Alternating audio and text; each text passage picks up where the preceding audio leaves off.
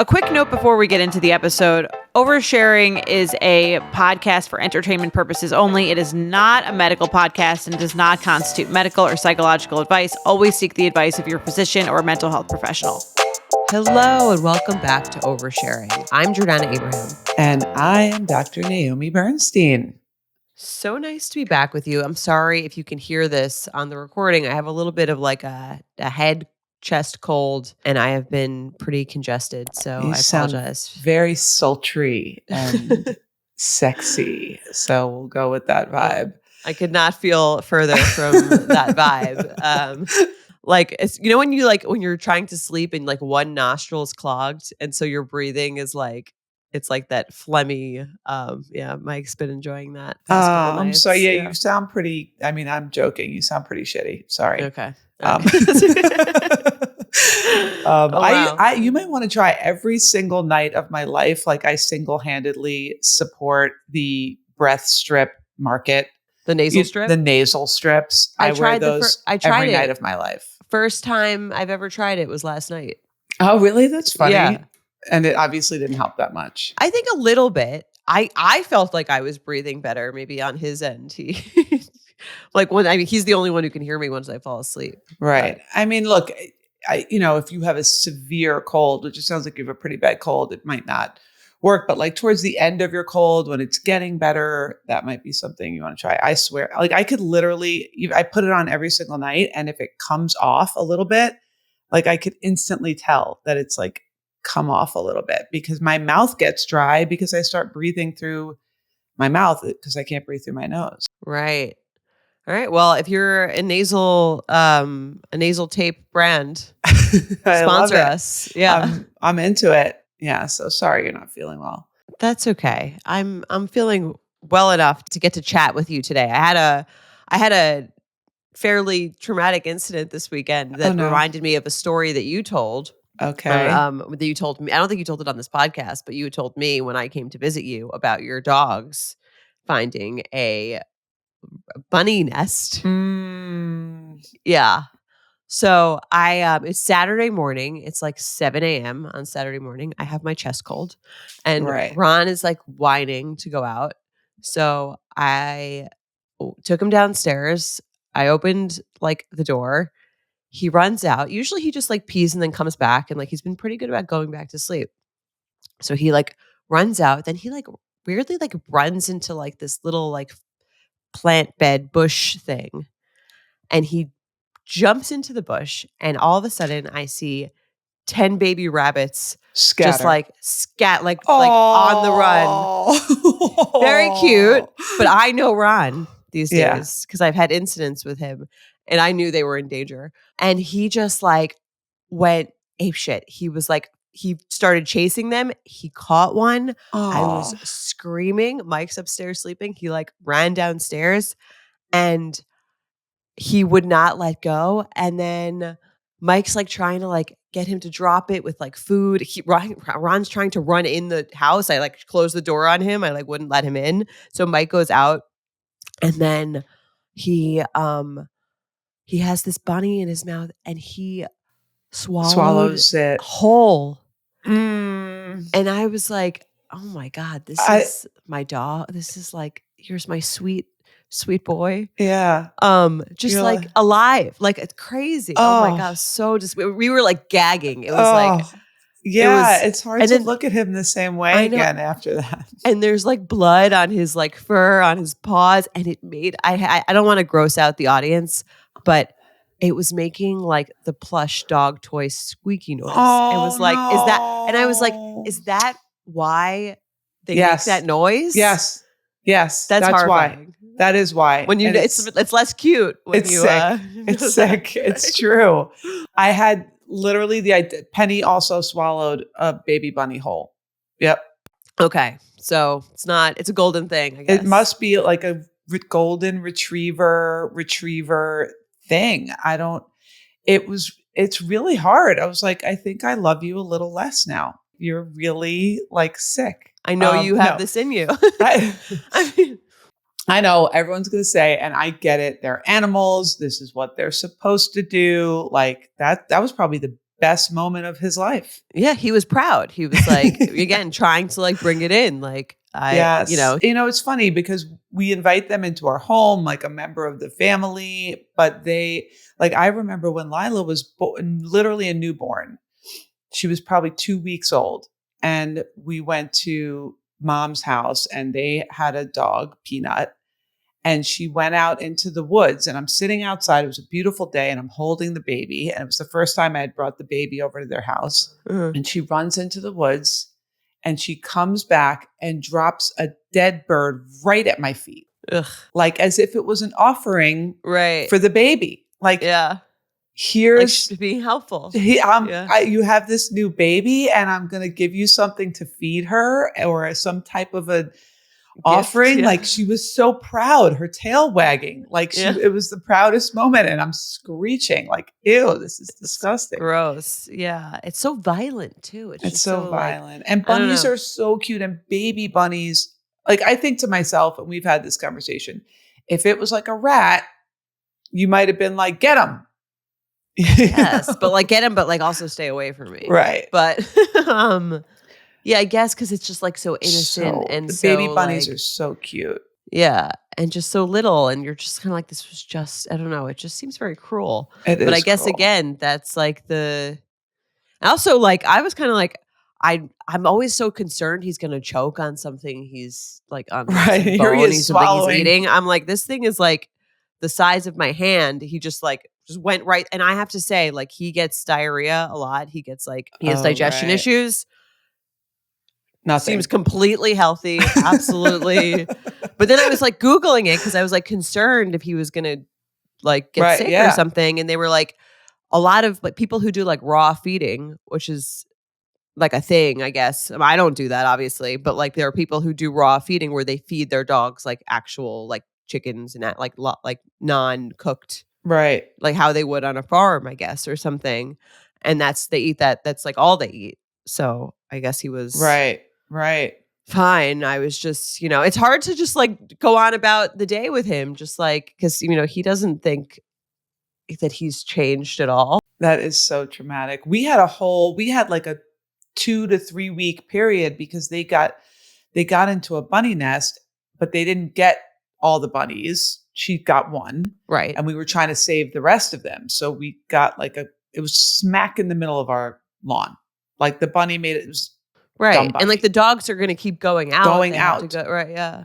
So we were having like every time they went out, someone was keep standing over the bunny nest, and they were, and the spoiler alert, we took our eyes off the prize for like a second, got distracted, forgot, and she went right for the bunny nest and got the remaining bunnies. Do you think there's anything about the bunnies that are like, maybe this isn't a good spot? Yeah. Well, they haven't built the net. Ours was right in the middle of the lawn. Like at least it sounded like yours was like in a bush. No, it was something. it was in a bush like right by our front door, though. I was like, this just seems again, I'm not, survival of the fittest, like they deserve it. But I'm also kind of like, there's a dog that comes out here like 5 times a day. Right. Why would you build the nest here? Maybe that was their spot for many years and they didn't realize it because you just got Ron. So maybe they didn't. Maybe next year they'll relocate perhaps into the woods. I don't know. Oh, yeah, that is really traumatic. It was also like 7 a.m. on Saturday morning. I was just like, I am like not prepared in the mood for this. Oh, well, I bet some of those bunnies probably survived if there were a lot of them. Maybe. Yeah, there were like 10. Some of them, they were all running. I guess he just got the one he got to, but then he went back actually. Yeah. And he got another one, but that one we managed to get away from it, like get him to drop it. But he would have gone all day. He was just these dogs. They have their hunting instincts. Yeah. I mean, it's funny because I've always said like I want a big dog. I want like a beast, like a real animal. Right. But I guess this is like the part of the part of that I kind of like, which is like this sort of like you have this like almost like feels like more human like because it's bigger and it almost feels protective. But if it's protective, this is like really what that means. It's more likely that that's their version of protective than like an intruder, right? Or whatever. Yes, he'll probably lick the intruder. Right. Seriously. I'm sorry. That's traumatic. And you didn't feel well. Yeah, it's real. I mean, we had one of the dogs got a bird and the bird was, I think, either they killed it or it was already dead. Sorry. This is the last that we're going to say about this. And then we're going to move on.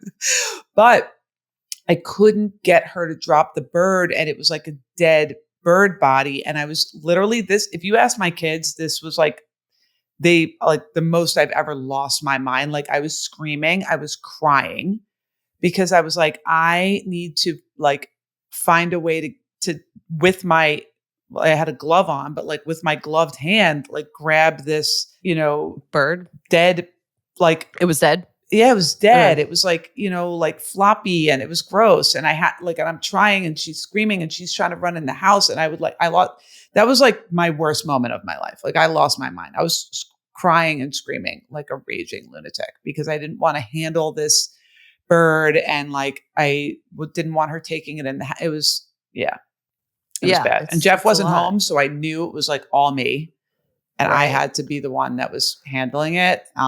And again, not to gender normalize anything, but I was kind of like, Mike, I'll be inside. Handle it. Like,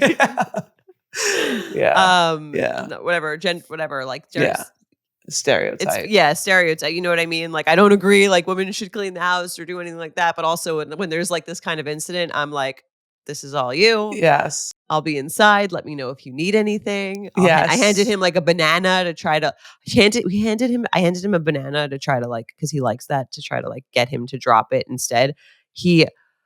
Mike tried to give him the banana. He grabbed the banana and was eating both of them at the same time. Oh my God.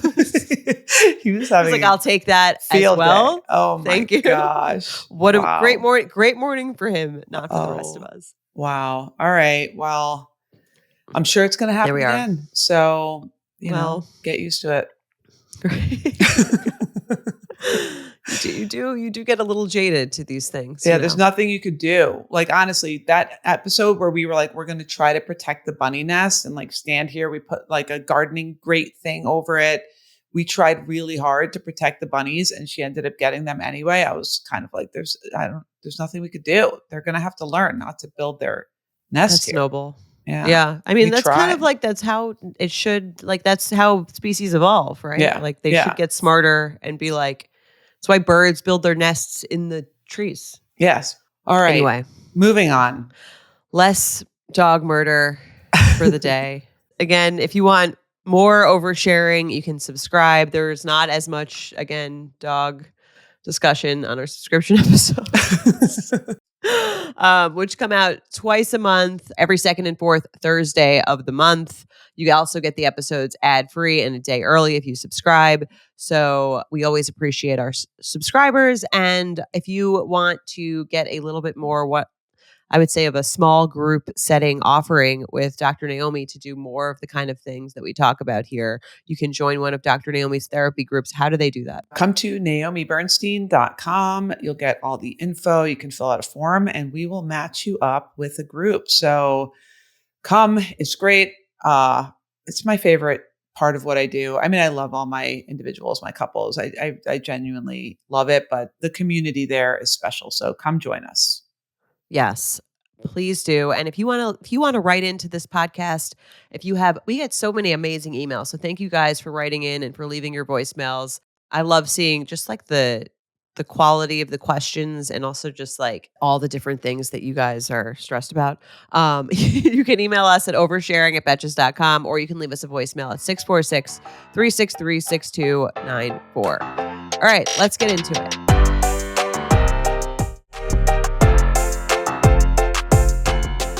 I will read our first overshare. Hi, Jordana and Dr. Naomi, subscriber and huge fan of both Oversharing and You Up. I've been dealing with a dilemma on and off for a while now and would love some advice on how to handle it.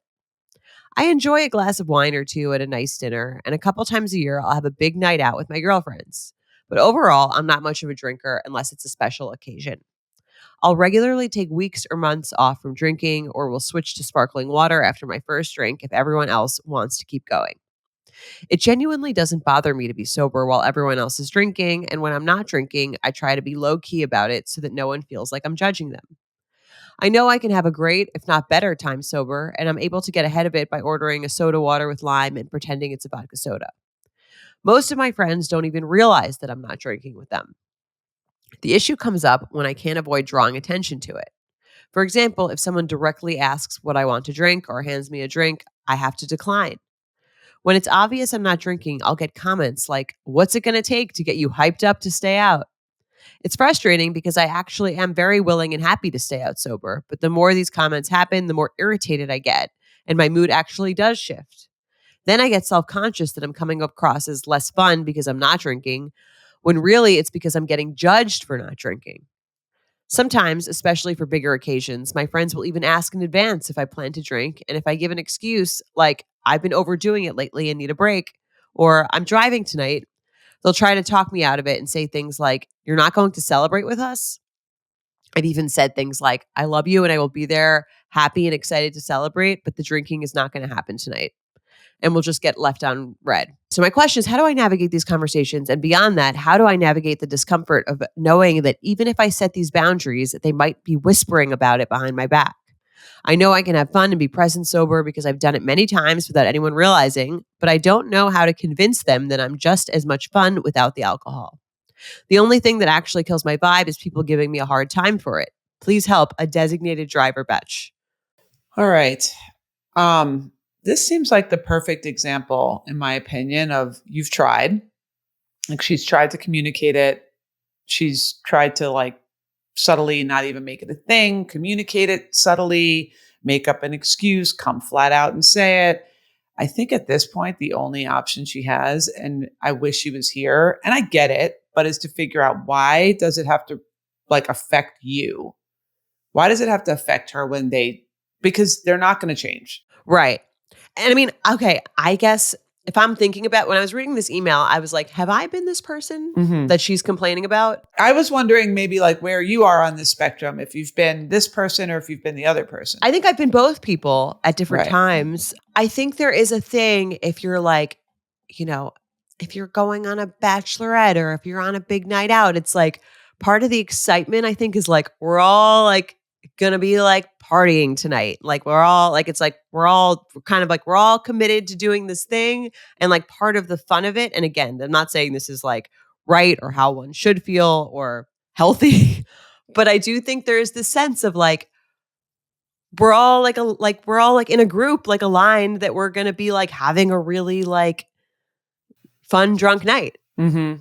And I think I've had that feeling. And when someone's like, "Yeah, I'm coming, it's going to be great, but like I'm not drinking," I think it almost, one, it makes you feel like, why do I, like, you kind of feel like embarrassed that you are going to be like, you don't Right. feel necessarily that you're being judged, but you're like almost judging yourself when someone's like, "Oh, I'm not going to do that." Right. And then I think the other part is like, again, it takes away from this, like, we're all going, like, then it's like, oh, it's just, I'm going to be, I guess, it's just me and like some other people, but then there's this one person who's like not on a different level than us. Yes. And it just feels a little weird. And again, I don't think it's like, it almost isn't really meant to judge you. I think it's more just like, we want to be on the same page because it feels more fun to be all going out together. Right. Or I wonder if there is a part of it that's like, obviously when you're drunk, you do things that you wouldn't normally do. And there's a feeling of maybe there's like a watcher now. Right. It kind of feels like we all want to be on the same like consciousness level. Right. So that we're all just on the same level, I think. Yeah, I get it. And I do think it feels kind of like, the best way to look at it is like you said, almost like the same consciousness level, the same way you might be like, "Hey, we're all sober. If you're drunk, you're like not on our level." Right. You know? Yeah. That's a great point. Like if we went to brunch and like one person showed up drunk, it wouldn't be necessarily that we're like judging that person. It'd be more just like, this isn't really the vibe of like what we're going for. Right. So I think in some ways it is a feeling of like, I want to connect with you. And this is how we've chosen to connect right now. Yes. And if you're not here, there's going to be a disconnect. So I get it. I also fully get her side. Totally. I am, definitely way more often that person. But I do think that she's not going to change. Like she's spoken to them about it so many times. I think she has to figure out maybe she's feeling a disconnect. Like she's trying to say, hey, I'm still here. I can connect. Like I can laugh. I can laugh at what you guys are doing. Like I can have a fun time. I can let my inhibitions down a little bit. I'm not going to like, I could see almost if she was like sitting, like I used to do this when we would go out like senior year in high school. And I was just, I was playing a lot of sports. I was whatever. I would go to the back of the bar, club, whatever it was, and like lie down and like take a nap. So like, yeah, that probably wouldn't be making it feel like you're there to have a great time. So I could see at that point, like you're a buzzkill. But if you're in it and she's having fun and she's just like, I just don't want to feel sick or I don't want to be on that level. I get where she's coming from. She's trying to connect and they're saying like, nope, it's impossible. We're not going to kind of let you in. We're not going to allow this connection to happen unless you're on this level. But I do think the only option she has left is to say, hey, this is going to happen. If they find out that I'm not drinking, they're going to give me a hard time about it. I think she could try to say, I know it seems like I'm not going to be able to connect with you guys and have fun, but honestly, and you could point out a time 3 weeks ago, I was barely drinking. Nobody noticed. And we had the best night. Right. Like you didn't even know on X night 3 weeks ago that I wasn't drinking. I didn't even tell you guys. And we had so much fun and you didn't know the difference. She could try that, but it doesn't sound like anything's going to work. And I think for her to figure out why it has to shift her night, almost like if she expects it, she's like, okay, this is what's going to happen. They're going to give me a hard time. They're going to make a comment. What's it going to take? Oh my gosh. Right. And maybe again, accepting, maybe they're not the most excited to go out with me. That's okay. Yeah. Like if they're all doing that and like, you're the friend who's like, again, going to be going out, still having fun, but not drinking. They might just be like, she's not my favorite person to party with. That's okay. Right. Maybe you're their favorite person to get dinner with or get brunch with or go to a spa with. Right. But I do wonder, like after the initial comment, when you've kind of said whatever you said, you've maybe gotten that wave of irritation and you've let that wave pass and you get to the place and they're all drinking and you're dancing and you're having fun, whatever it is that you're doing. Like, is it still a problem or is it now just living in your head that they made that comment? And how can you let go of the comment? Unless it's constant comments the entire night, that's different. If it's like a comment, move on, then you've got to be able to move on too. Right. I think it's more like, dealing with like, okay, people might be disappointed that I'm not doing this. Okay. Yes. They might be disappointed. And you're right that you might not be their favorite person to go out with. And maybe that's the hard part is feeling like in this context, I feel connected to these people. They don't feel connected to me. Maybe feels like a little bit of a rejection. There's some reason why it's tanking her mood instead of just being like, sorry, not doing that. If the whole night they're like distant from you or they're not letting you in or they're like turning their backs to you, that's a different story. But if they're just making a comment and then you're holding on to it, I think it's kind of going to you have to take ownership over being like, okay, right. I know they're going to make a comment and I'm going to let it roll off my back. And also like almost on the reverse end of it, it's like, maybe you don't enjoy them as much in that scenario either. Yeah, it's possible. Like if they're making comments and then you're like annoyed, maybe you're like also like this isn't your favorite context to hang out with them either. Yeah. I think that's also okay. Yeah. The hard part is it feels like probably the nights when this is a bigger deal, like the big celebrations, or she doesn't want to get left out of that. Right. Because that's like someone's birthday or a bachelorette or a thing that's like, you don't want to not go to that. Right. But you could go to something and it could just not be your favorite activity. Right. And maybe she is kind of writing a story around it, which I think people tend to do. You get that wave of this is uncomfortable. I feel rejected, whatever it is. And then your head clicks in and you start writing a story. Maybe they don't like me anymore. Maybe we're disconnecting. Maybe this friendship is running its course. You start like your imagination takes over. Right. And I think there's like a little bit of which I think is a little bit true. If you're like someone who's going out and asking you that, what they're hearing is like, I don't need to drink to have fun. And so I think when someone hears that, what they're really hearing is like you do. Yes.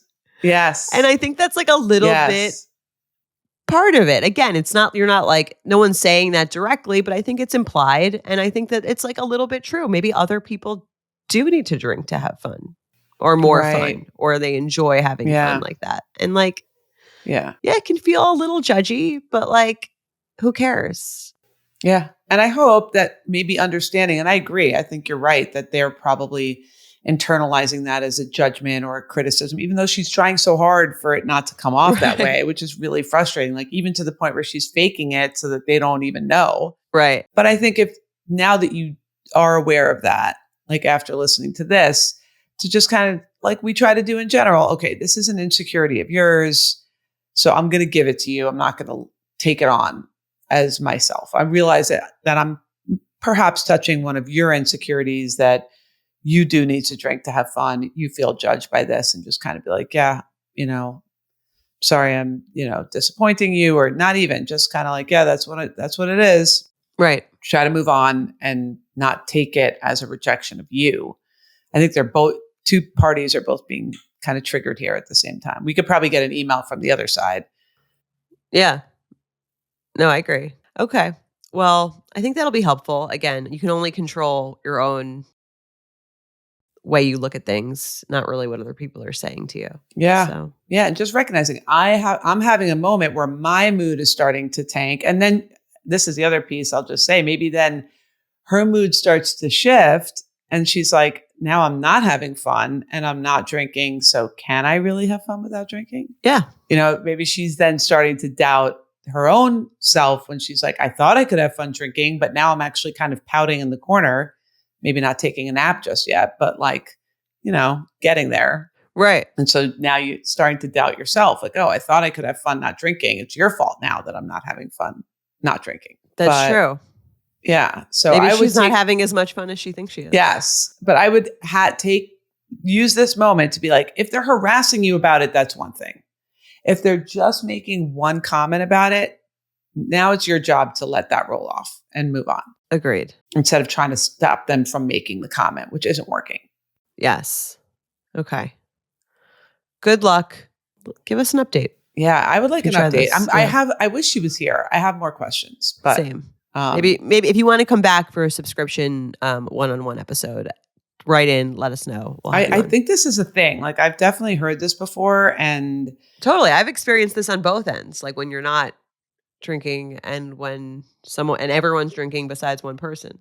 Yeah. You also almost sometimes feel a little uncomfortable for them. Like, are you okay? Like, are we annoying? Right. Yes, for sure. All right. Send us an update.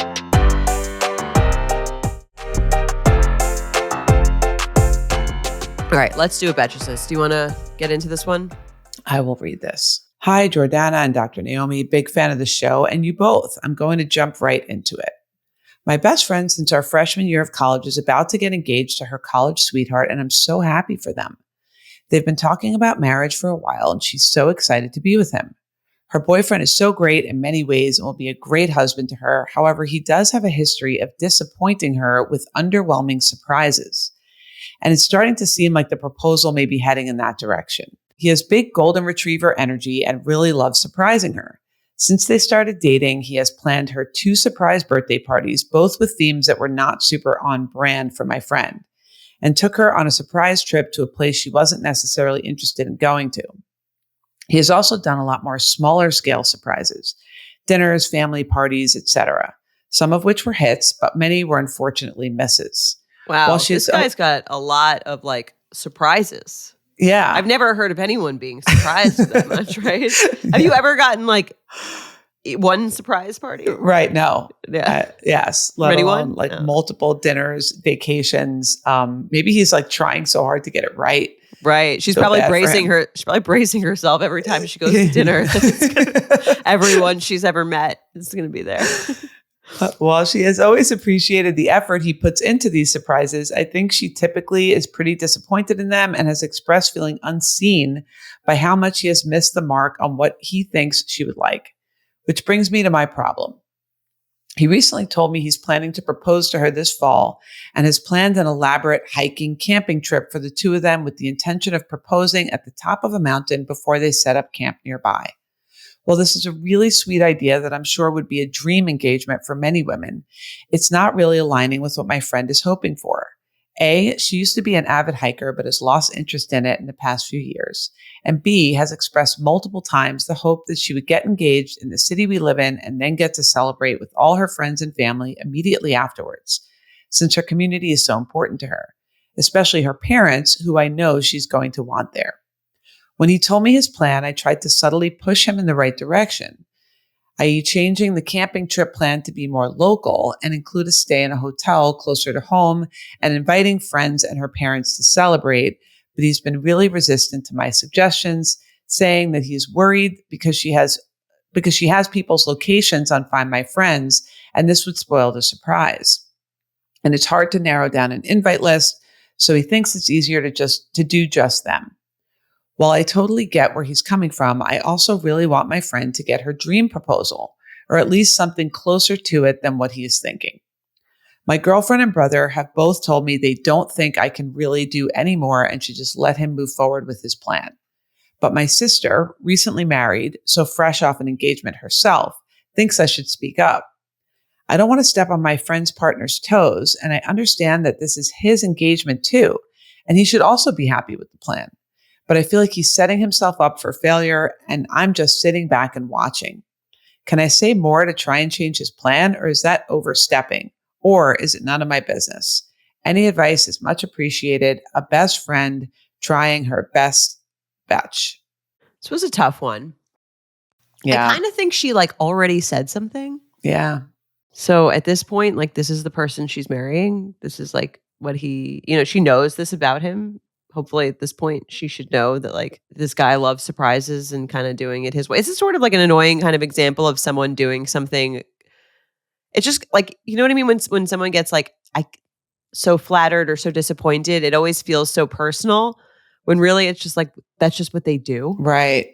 He's doing this because some people would be like, oh my God, he does all these surprises. He's so obsessed with her. He's such a great guy. But it's or as someone on a first date would be he took me to this really nice restaurant. It's never really personal. That's just what they do. That's what they would do for anyone they were with. Yes. I could definitely see that. I also think he wants to do this, but he's doing it in the way that makes it easy for him. He doesn't want to have to worry about her finding out because she's going to know where her friends are. He doesn't have to worry about picking who's going to be at this dinner. I think he's kind of I don't want to deal with all that. I want to do it the way I want to do it. And there's a lot of I kind of get where he's saying. He's I don't want to have to figure out, coordinate with this many people and figure it out. And I could see maybe she could suggest a party a week later. Yes. That she could offer to help set up if she wants to do that. I also think what the listener did is basically dismantle his entire plan. She was let me give you a couple of subtle suggestions.